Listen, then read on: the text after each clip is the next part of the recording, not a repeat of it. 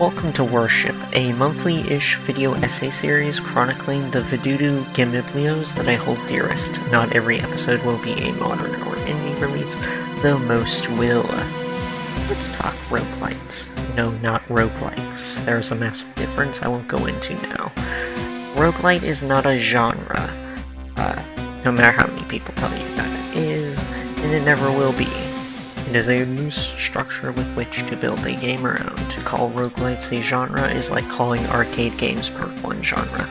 Now, I love roguelites. I genuinely cannot count how many that I have adored, let alone all those that I have played.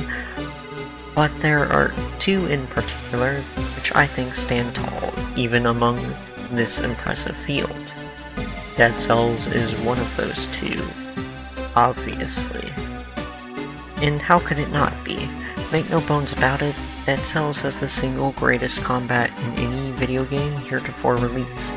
To call the fighting in Dead Cells exhilarating would be true, but it would also be selling it short. Every swing is a dopamine rush, heightened by its extremely fluid animation and the subsequent squelchy sound effects. I am not one of the greatest Dead Cells players ever, and never will be, yet the game never ceases to make me feel like a goddess of death all the same, as I barrel through its labyrinthine levels, dispatching bastards before volleying into the air on the prowl for my next massacre.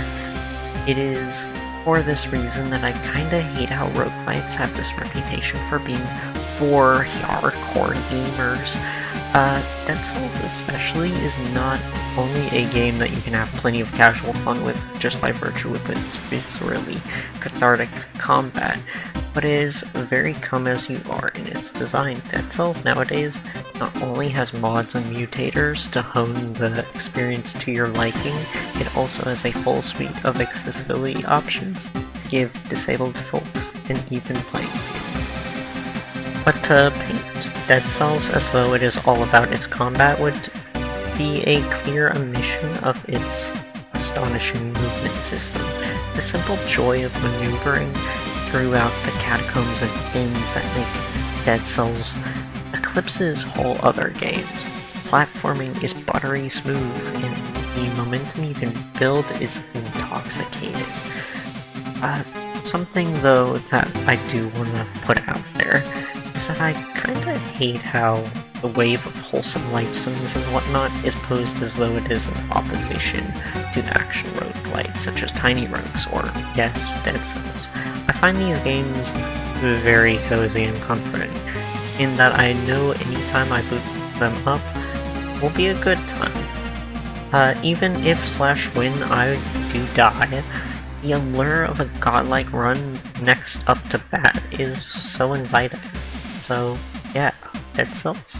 I don't have a particularly firm top 10 of my favorite games ever, but it has found its niche in there, and I scarcely anticipate it ever being removed from that spot.